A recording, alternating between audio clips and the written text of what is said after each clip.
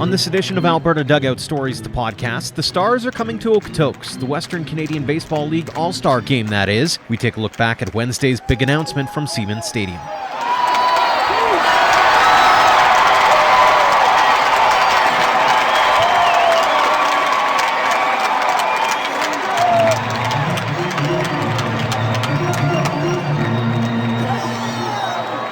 Welcome to episode 104 of Alberta Dugout Stories, the podcast. I'm Joe McFarland. You can circle July 24th on your calendars, as that will be when the Western Canadian Baseball League hosts its annual All-Star Game. And in 2021, it will have a change of venue. As announced this week, the game will be held at Siemens Stadium in Okotoks. It'll be a jam-packed day featuring the game, a home run derby, a concert, fireworks, and more. The game is being moved from Edmonton, where there have been a lot of question marks surrounding the future of Remax Field, as we previously talked about with the city's lease going to a new group.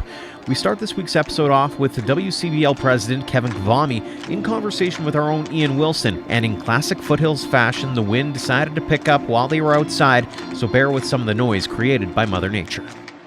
Kevin, give us a rundown of the big news that is announced for Siemens Stadium today.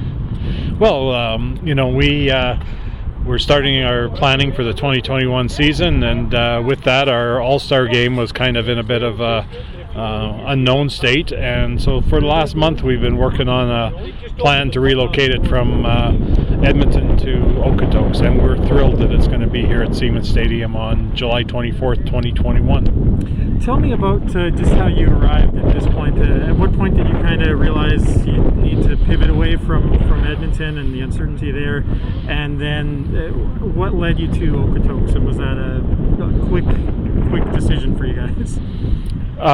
The decision to move to Okotoks was very quick. Yeah. I mean, if you're going to move it somewhere in the league, other than Edmonton, where we're looking for, the league as to where we can put that. Sorry. Can you maybe give that answer again? I just had problems with the recorder. Oh, no problem. Sorry about that. That's all right.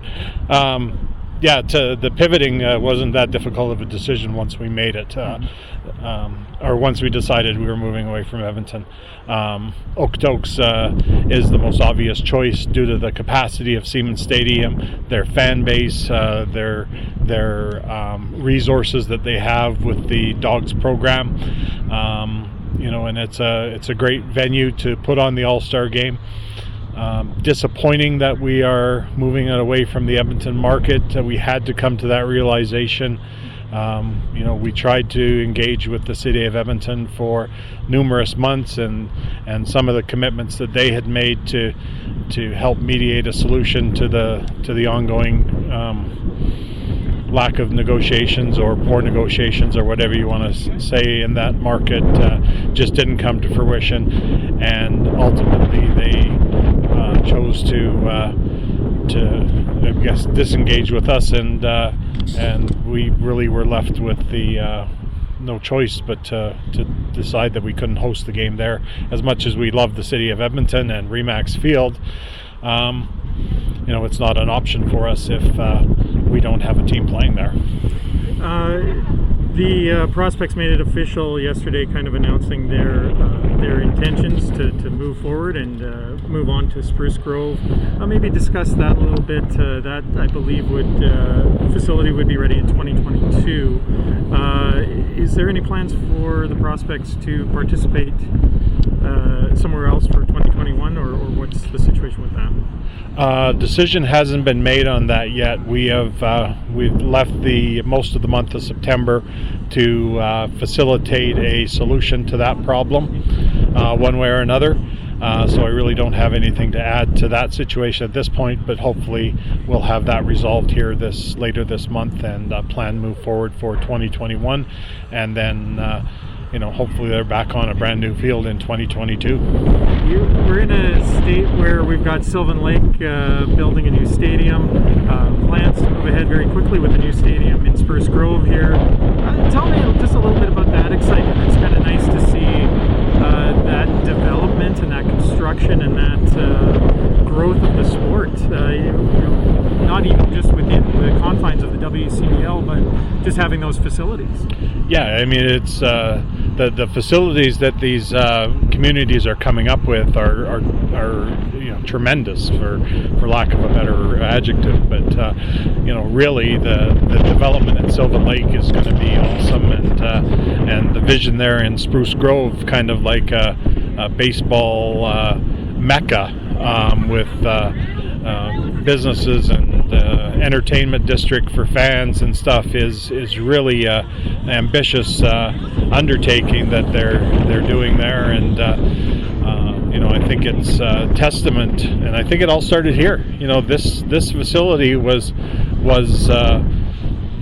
dreamed about when the Dogs left Calgary after the 2005 season, and they chose to take the 2006 season off, not wanting to have basically having one of those clubs freeze them out of Foothill Stadium in Calgary, and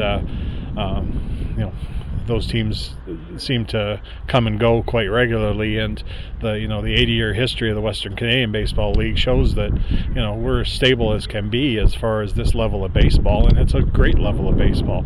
So the Dogs took that year off to build this facility, and I think that showed that it could be done. And then we've had a new facility in Fort McMurray that is, we kind of forget that one up there, and it's a multi-million-dollar great baseball facility up in Fort McMurray there, and Lethbridge just undertook a $6 million upgrade to Spitz Stadium, and that is like a new facility there that the fans love, and now the two new facilities.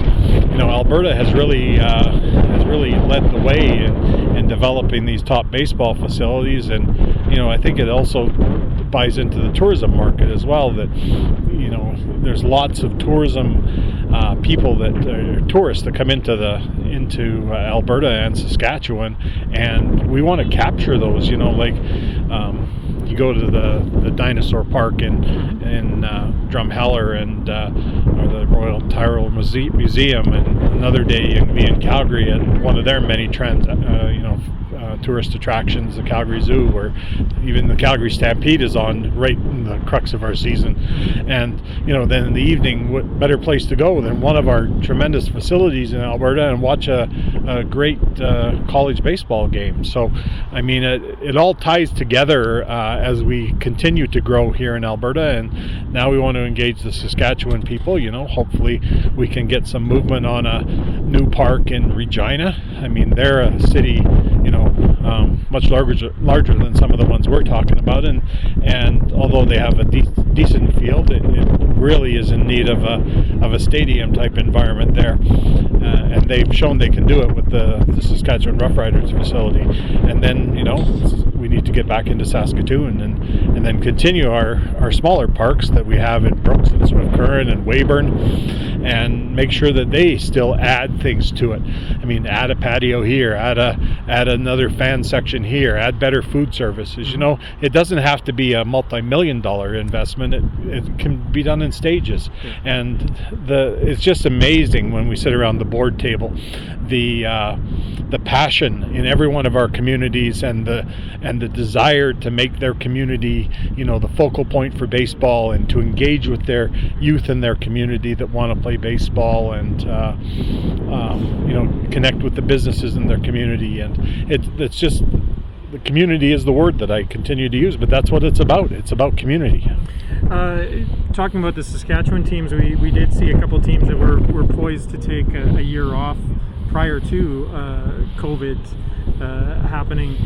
Is there any update with those markets, and are they is this the cancellation of the league as a whole? Has that helped them in any way in terms of getting back on their feet, or where does that kind of go from here? Or is it both of those franchises are really in tough spots, and the league probably needs to have a good look at where that's at for the annual meeting this year. I don't think much has got better for them. Unfortunately, their communities, although they do have a core of passionate baseball people, they've been struggling for a number of years, and you wonder about the size of the communities, and in Yorkton, especially, I made a plea to their community a few years back to upgrade their facility, and it seemed to fall on deaf ears that they don't understand the importance of the tourism and what the Western Canadian Baseball League brings to their market, and that stadium. Let me rephrase that. That ballpark is not, doesn't have the amenities that attracts fans and tourists to attend games there. And they do have other tourist attractions out there that they could piggyback off of, but it takes a much bigger vision and a passionate core of people, not just one or two that are into it. So I really don't have an update on where that stands, but I know the board is concerned about it, and we don't want to leave that hanging forever. Last question for you, and it is a little bit broader base, but we're obviously living in times that are tough to navigate, to say the least, in terms of the entertainment industry and the sports industry, and bringing fans en masse into facilities. What's kind of your vision moving forward, and your hope for the next few months in terms of setting the stage for a successful 2021 for the WCBL? Well, I think that over the course of the next few months, we want to, I guess, continue to monitor the pandemic situation.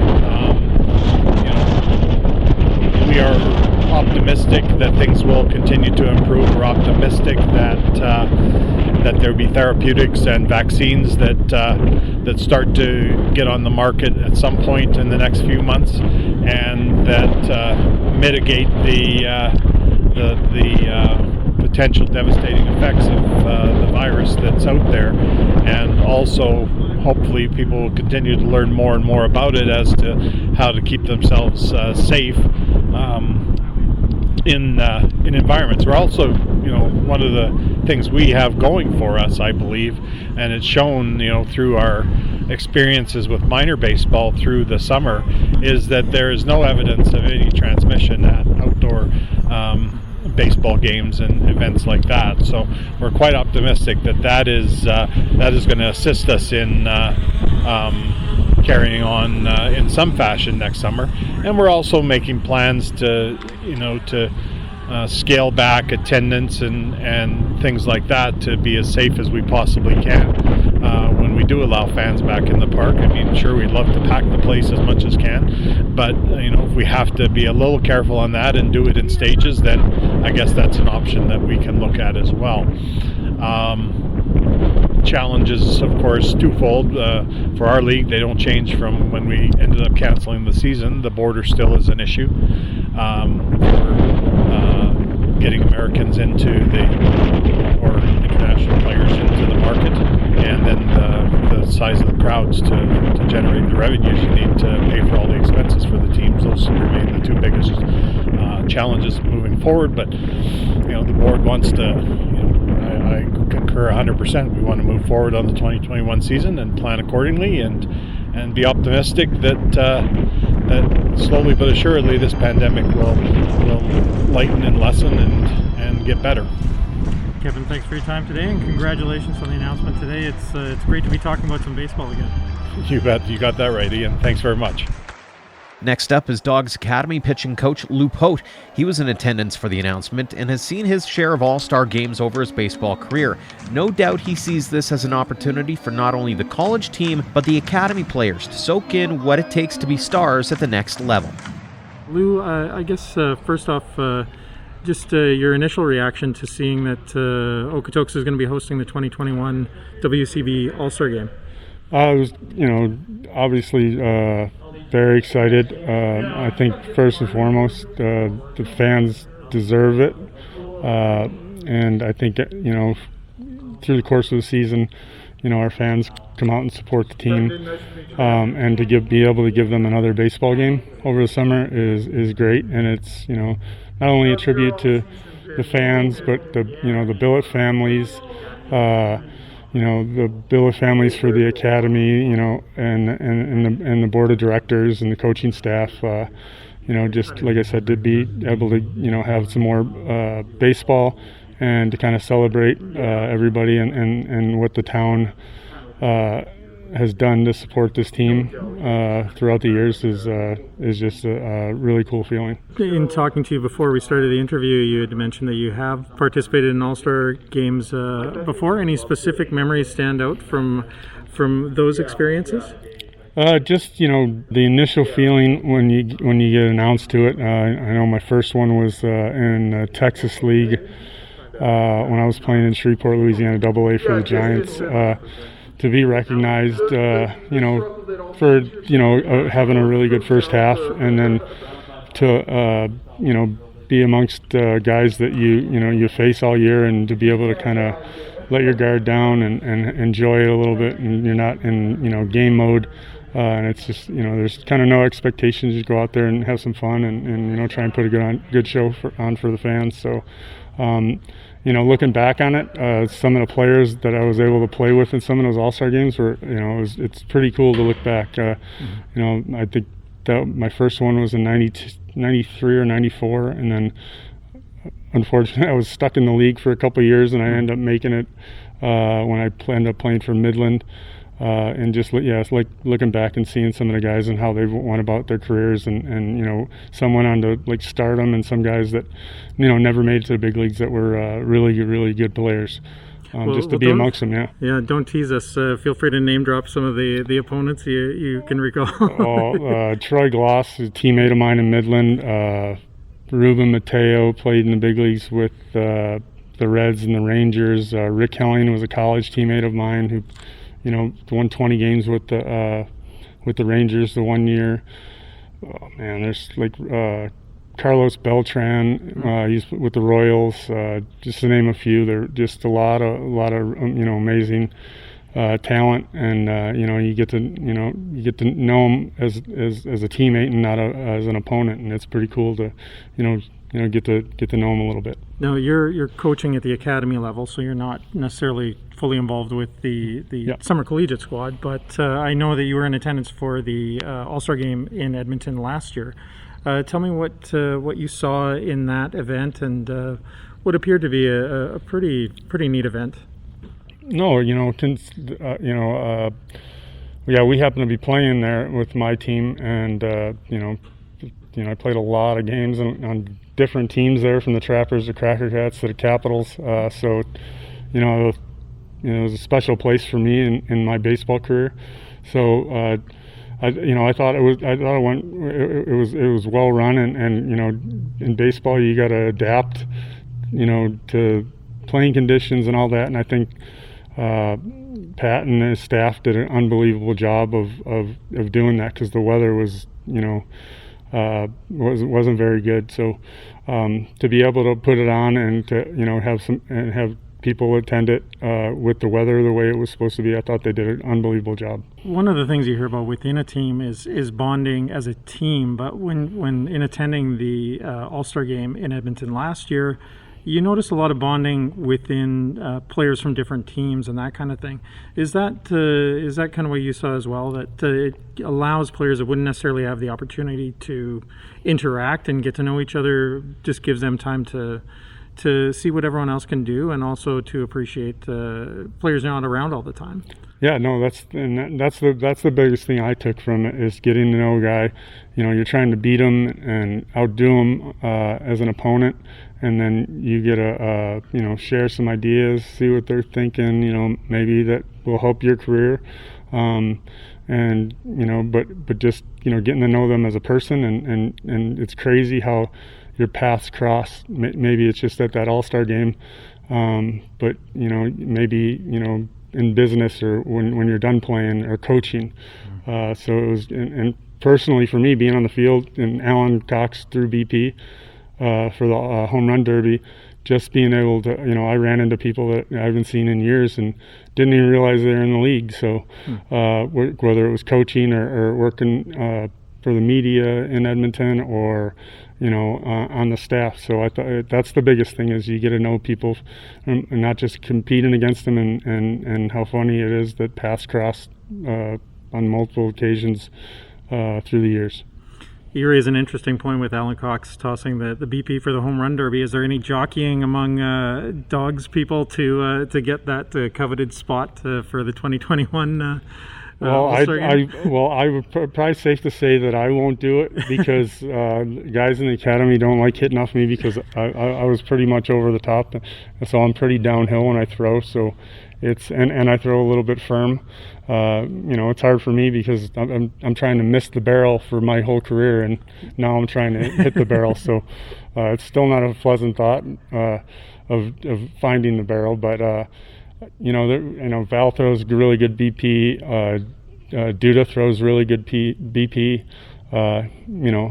Dave Robb throws really good BP. There's a lot of guys, so maybe we share the duties. Awesome. Last question for you, just your kind of look ahead in your crystal ball and your kind of hopes for the academy and also the summer collegiate team as we kind of move through these uncertain times. Just to keep, as far as the academy, just keep getting guys better, keep them excited, looking forward to, baseball and learning some new things and how to be more self-sufficient in these tough times, and getting them as much as exposure as we can. And I think that's one of the things that sets us apart is the amount of guys that we're getting signed. Committed to Division I schools and colleges in general through this pandemic with the recruiters not being able to travel, take it day to day with the college team. Try and get this place looking as good as it can be, and have everything set up to where and stay excited about hopefully opening day. You never know with this, but hopefully the worst is past us, and I think we'll have a really good team, and as far as going back to the academy, seeing as many guys that we can get an opportunity to play in front of 5,000 people, I think it's an experience that really sets them ahead of everyone else once they get to college or professional baseball or whatever. To be able to have that, I never got that until I got to, professional baseball playing in front of a crowd. So it was be able for them to do that. I think it would be an unbelievable experience and really push the envelope and get them ready for college or pro ball. Lou, thanks for your time today. Thank you. Now, the last time the league held its All-Star game in Okotoks was back in 2008, and someone involved in that game might end up with one of the best seats in the stadium next summer. That'll be Pote's pitch and coach partner, Jeff Duda. He was one of 9 members of the Dogs to make that All-Star team, and Ian caught up with him as well. First of all, why don't we go back in the time machine to 2008? You were a member of the Okotoks Dogs at that point, and a member of the All-Star squad at that time. Any memories from that period in your life? Honestly, the one thing that sticks out in my mind from the 2008 All-Star game here in Okotoks was, just seeing the best players all in one spot and our fans here in Okotoks packing the stadium. I mean, it was pretty special event, and getting to meet the other guys around the league and actually get to talk to him and get to know him a little bit. Just talking baseball and life in general, those kinds of things. It's definitely a special moment. How much do these kind of events mean to the players? Because this is a different league. This isn't MLB. What are the interactions like with the players, and how much do they look forward to an All-Star game? Well, anytime you get voted one of the top players on your team or in the league, that's something you can hang your hat on. So it's definitely something that is nice to get recognized for your performance on the field, and then obviously getting the opportunity to either pitch or play in it is it's just a fun, easygoing atmosphere. So it's definitely something. It doesn't have that same kind of intensity as a regular game, but the guys are out there having fun, and it's a lot of fun to watch. Now, did you pitch in that game? I know you had pitched, I think, the day before or right before that. Yeah, All-Star game. So my start was right before the All-Star game, so I didn't get to pitch in it, unfortunately. just got to razz your teammates instead. Yeah. There's a lot of them too. So yeah, I think you guys had nine dogs on that team. Sounds about right. Tell me a little bit just about you've obviously, you're still a member of the Dogs family. You've seen the ballpark grow. You've seen the organization grow. Tell me about just some of those changes since 2008 that you see around the ballpark that some of the players can look forward to in 2021. I still remember my first year was 2007, and I actually came a little bit early compared to some of the guys, and they're still finishing the stadium up. And actually, the opening night, we were building the bullpen mounds. But to see how far it's come is, there's nothing like it, honestly, in amateur sports, certainly in Canada and the vast majority of the United States, too.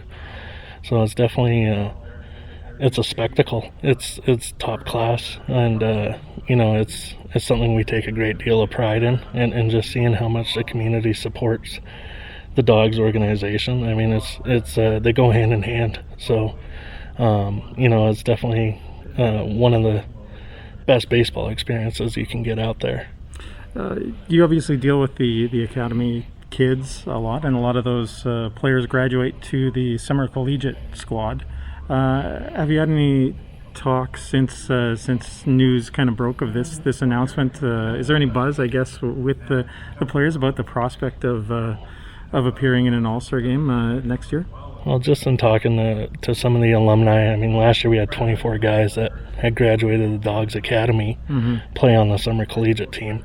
That helped win the championship last year for the first time in would have been 10 years. So, they're definitely, anticipating their return and, getting to play in front of the Okotoks crowds again, and playing in the All-Star game would just be, a little icing on the cake for them. Tell me about that. You touch on just playing in general and getting a season going in general. How much are you looking forward to, that return to normal and the prospect of a WCBL season in 2021? Well, I think everyone's just, you don't realize, there's that saying, you don't realize what you have until it's gone, and going through this year has been, obviously it's challenging times for everyone, but, it's something that this town and our organization, truly, take a lot of pride in the fact that we are able to, put a good product out on the field and, have the best facilities and the extra festivities we do and everything like that. Like, it's a big part of the community, and it's, for a lot of people, that's what they do for their family outing. So I think the fans are equally as excited as we are. Last question for you. I know my colleague Joe McFarland likes asking this of everyone. What does the game of baseball mean to you? Honestly, it's all I've ever known. So, my life revolves around baseball, and I wouldn't have it any other way. And obviously now that I coach, it's the easiest way to stay close to the game, and it's something I take a great deal of joy in, and helping kids pursue their dreams. So it's the game's given me a lot. I've been able to see a lot of the world, and a lot of my education paid for, and getting the opportunity to give back is awesome. Well, thank you very much for your time today, and all the best moving forward in these uncertain times. Thank you very much. Thanks to Kevin Kavami, Lou Pote, and Jeff Duda for joining us on the podcast, and thanks to Ian for attending this week's news conference and bringing us all the latest. Before we go, we wanted to pass along a couple of other pieces of news. The Edmonton Prospects made it official earlier in the week that they will be moving to Spruce Grove for the 2022 season. There still isn't a ton of concrete plans for what's to come with Remax Field since the last time we updated the situation, but when we find out, we'll pass the word along. And finally, we here at Alberta Dugout Stories are proud to announce we've entered a one-year contract with the WCBL to serve as consultants on league communications, social media, media relations, and promotions. Not only is it an opportunity to continue our work in spreading the stories of baseball in Alberta, but we also get to expand our footprint into Saskatchewan, which we know our followers have been eager to see and hear. So while the baseball season here is winding down, our work is just getting started. Until next time, thanks for all of your support, no matter the platform, of Alberta Dugout Stories.